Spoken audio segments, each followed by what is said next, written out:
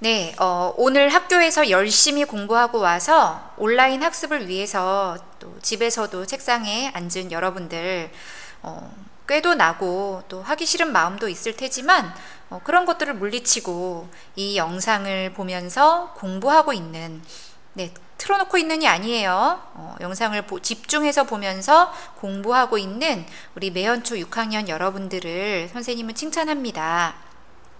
자, 교과서는 137쪽 펴주시고요. 정확히 말하면 136쪽 2번부터 봐야 되겠네요. 네, 아마 오늘 학교에서 누리소통망의 이용과 관련해서 주장과 근거, 그리고 또 그에 따른 자료들을 한번 생각해 봤을 거예요. 네, 이번 국어 원격 수업 시간에는 이제 135쪽, 136쪽에 기록한 것을 바탕으로 여러분이 직접 컴퓨터 검색이나 책 등을 이용해서 자료를 찾은 뒤에 한 편의 논설문을 직접 써보도록 하겠습니다. 네, 지금부터 선생님의 설명을 잘 듣고 나면 논설문 쓰기가 좀 더 쉬워질 테니까 선생님이 좀 구체적인 팁도 많이 줄게요. 그러니까 집중해서 영상을 보도록 하겠습니다. 자, 여러분들이 이제 모든 친구들과 함께 주장에 대해서 적절한 근거, 그 다음에 적절한 자료, 이렇게 의논을 해 보았을 텐데요. 자, 그러면은 다양한 방법으로 자료를 수집해 보재요.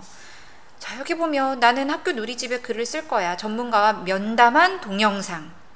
그 다음에 내 주장을 뒷받침하는 속담을 속담사전에서 찾아봐야지. 설문조사 결과를 근거로 써야 되겠어 하고 이렇게 설문조사를 했네요.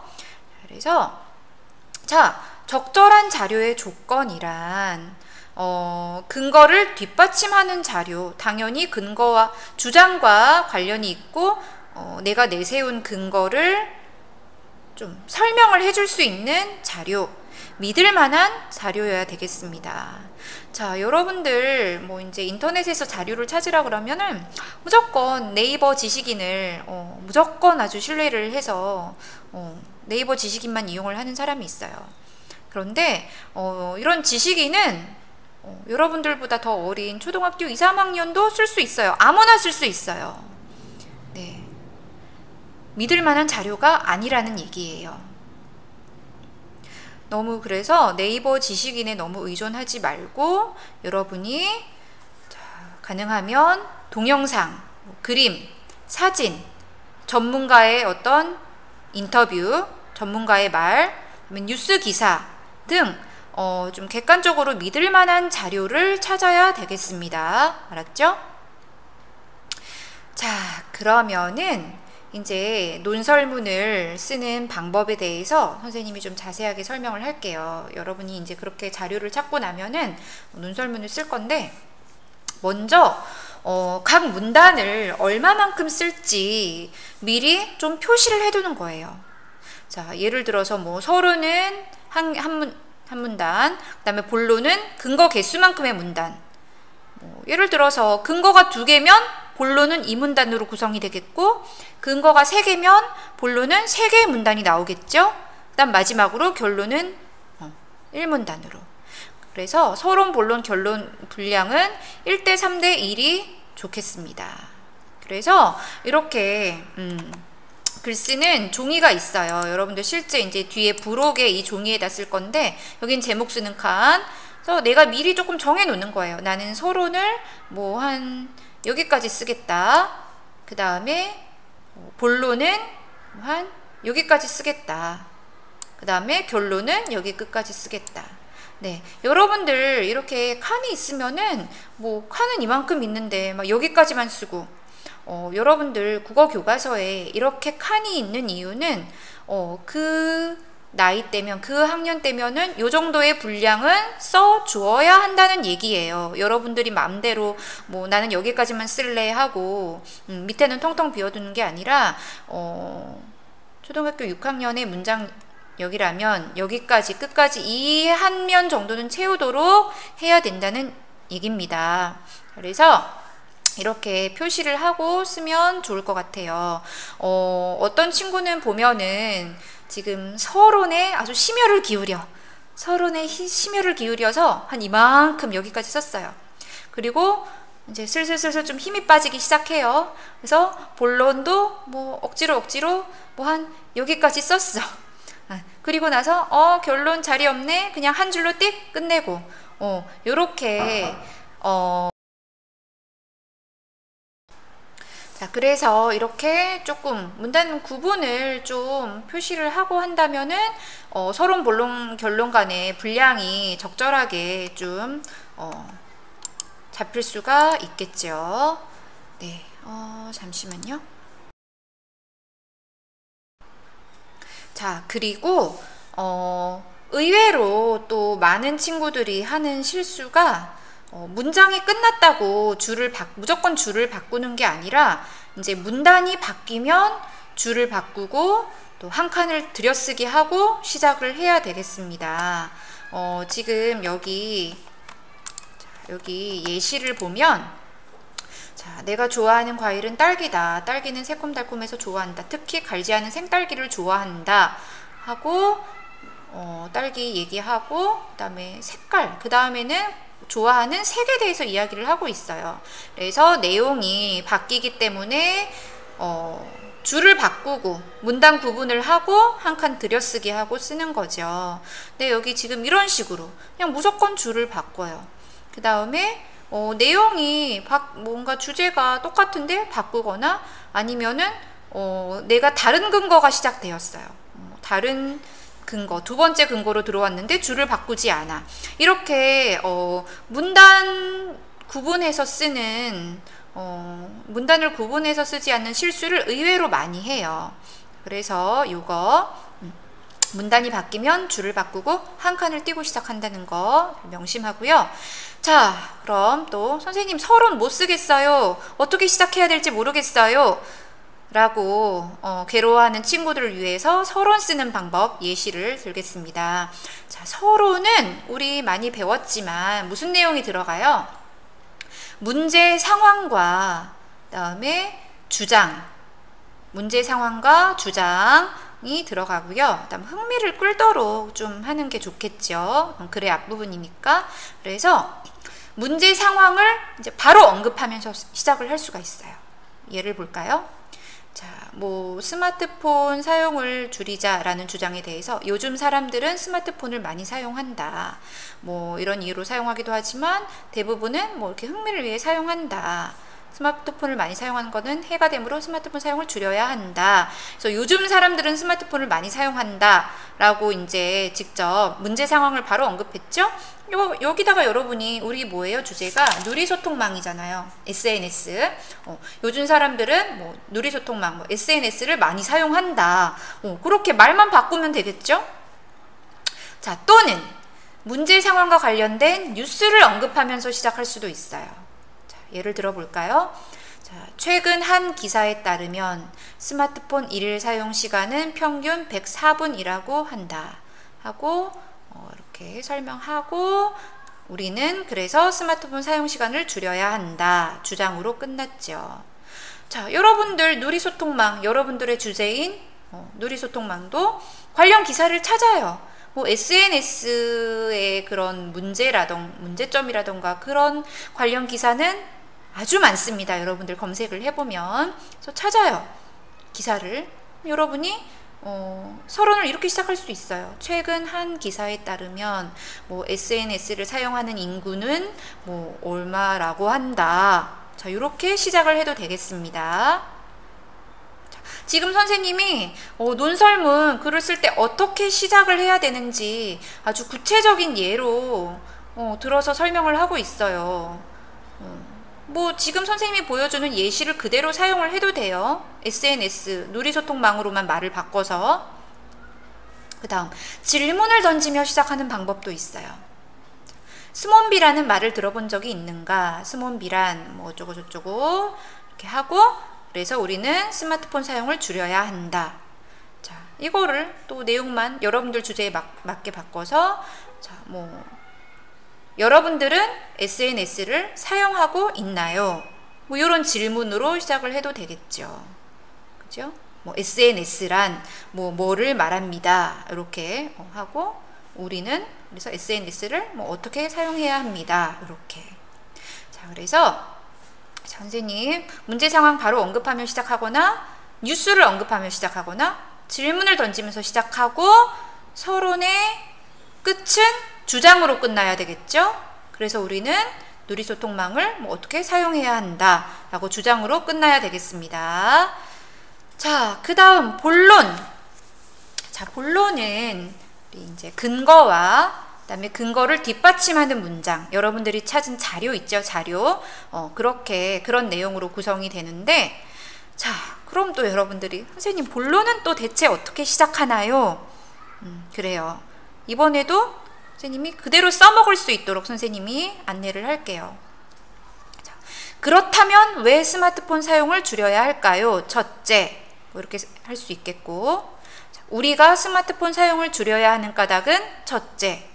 자, 우리가 스마트폰 사용을 줄여야 하는 까닭은 다음 세 가지이다. 첫째, 뭐 요런 식으로 시작을 할 수가 있겠습니다.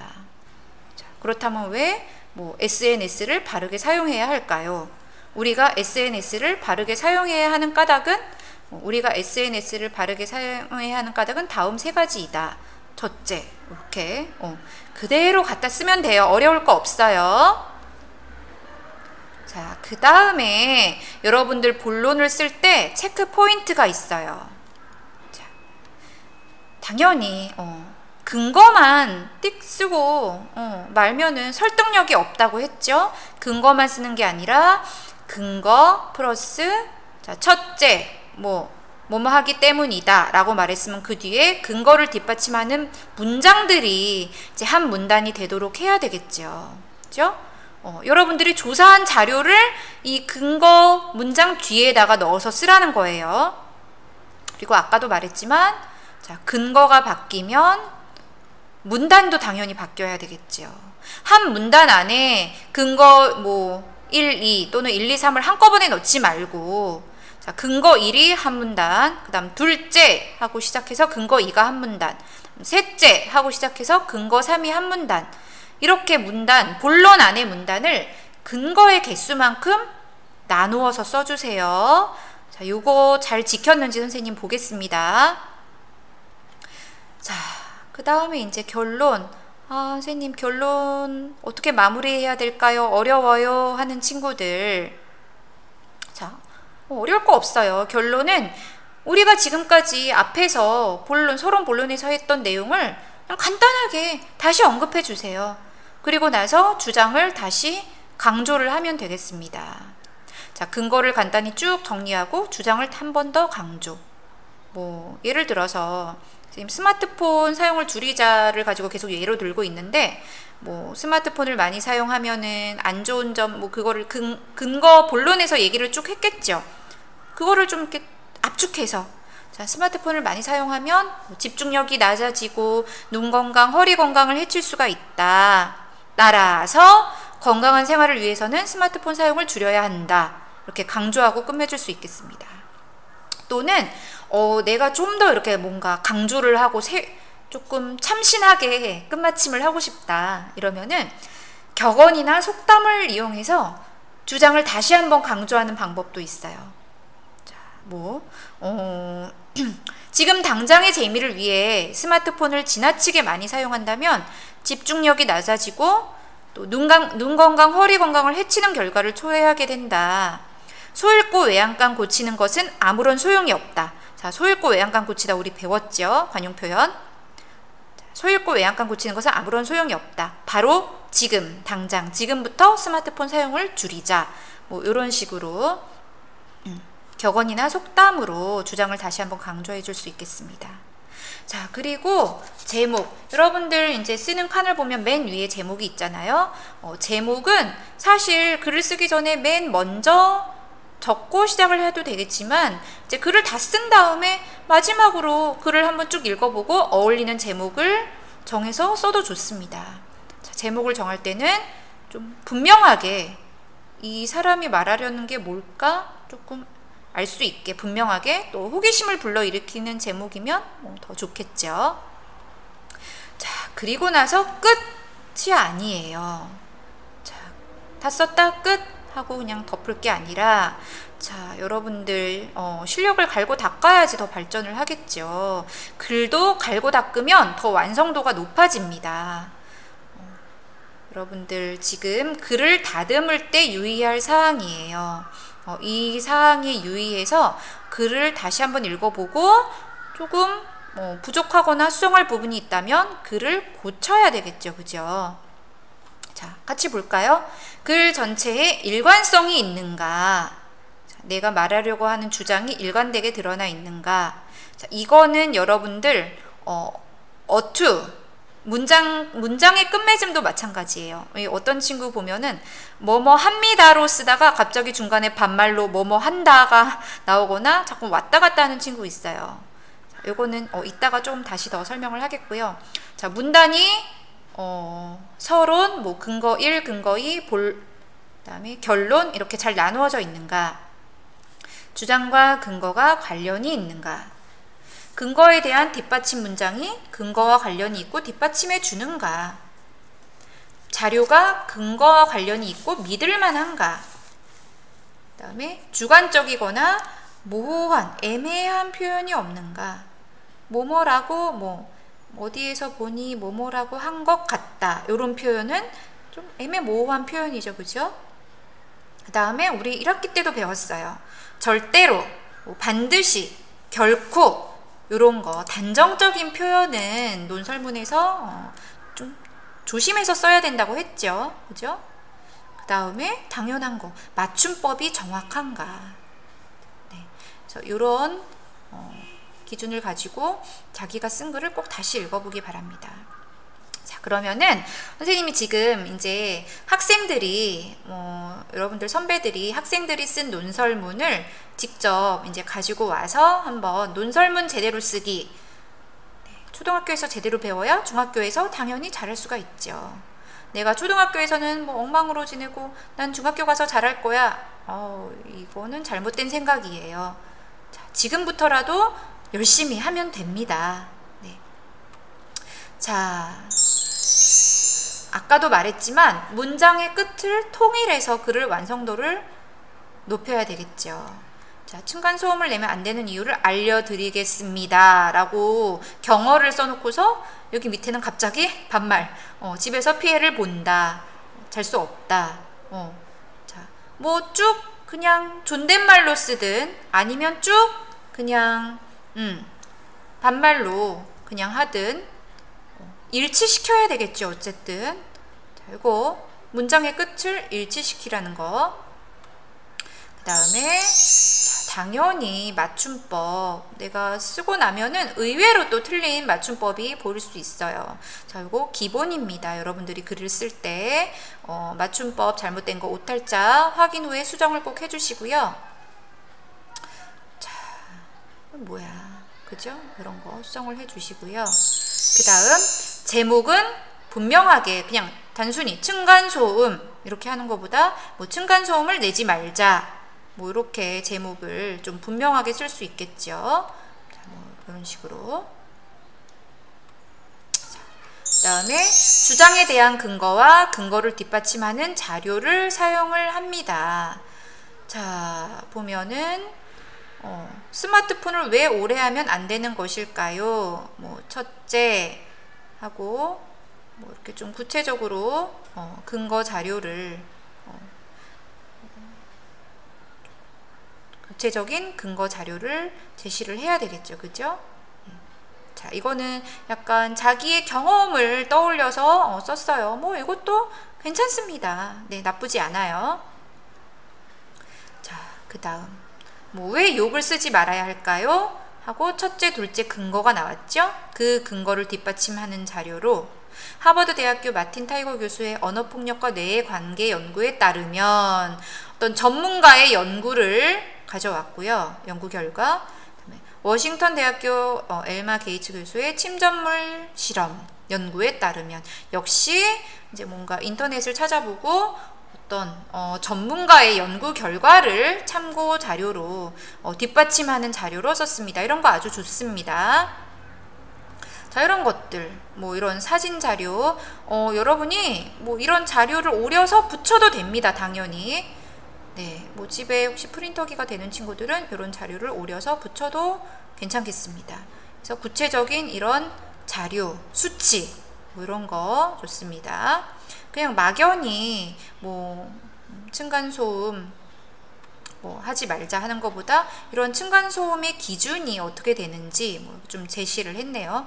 이렇기 때문에 사소한 행동으로도 층간소음 취급을 받을 수 있다.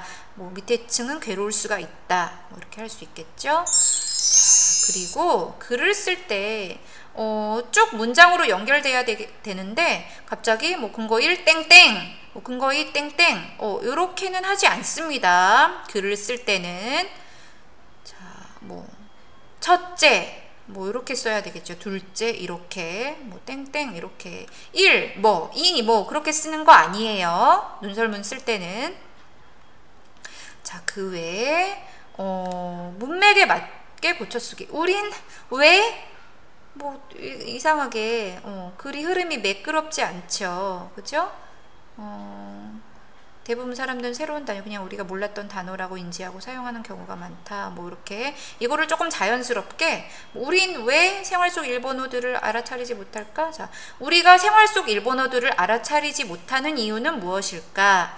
그것은 대부분 영상이나 영화, 만화, 인터넷 등에서 그저 새로운 단어라고 인지하고 아무 생각 없이 사용하는 경우가 많기 때문이다. 그게 좀 훨씬 매끄러워졌죠. 그래서 여러분이 쓴 글을 꼭 다시 읽어봐야 되겠습니다. 자, 그래요. 자, 여기도 지금 자, 우리 본론을 시작할 때 무턱대고 뭐 첫째, 둘째 하지 말고 자, 그렇다면 뭐 욕을 혹은 SNS를 뭐 스마트폰을 뭐 어떻게 하는 방법에는 어떤 것이 있을까? 이렇게 던져주고 첫째 들어가야지 좀 매끄럽겠습니다. 갑자기 뜬금없이 첫째 하지 말고. 자, 그래요. 그 다음에 얘는 이 자료를 사용하긴 했지만 자료에 대한 언급이 없어요. 이거 뭐 어디에서 뭘 어떻게 했다는 뭐 언급이 없고 이 자료에 대한 설명이 부족하네요. 자, 그래요.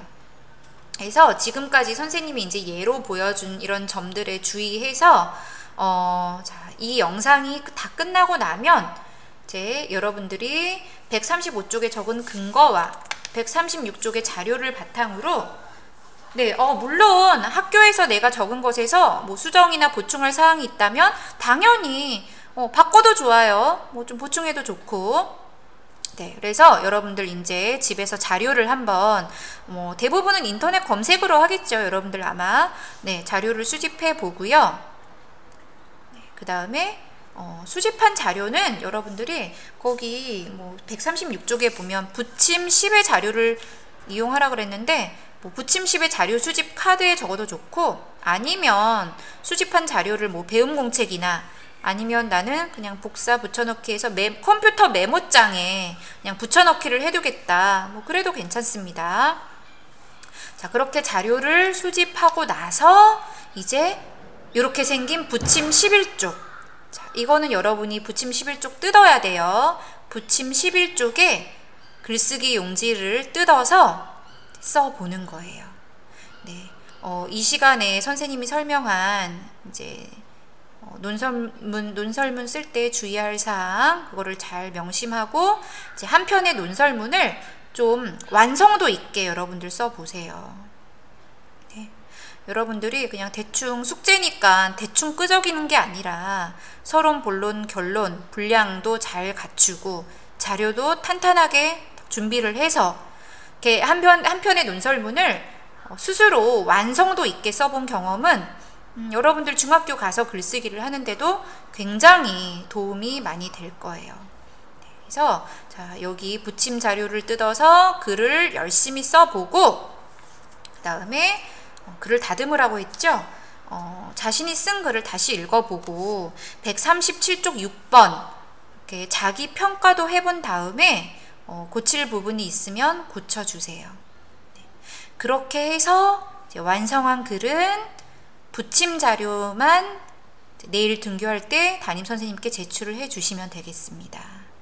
네, 우리 수요일에는 국어가 들지 않았기 때문에 반드시 부침 자료를 뜯어서 논설문을 쓴 다음에 내일 학교 올 때 제출을 해 주시면 되겠습니다. 자, 그러면은 지금 바로 미뤄두지 말고 자료 찾기부터 시작해서 한 편의 논설문을 열심히 한번 써봅시다.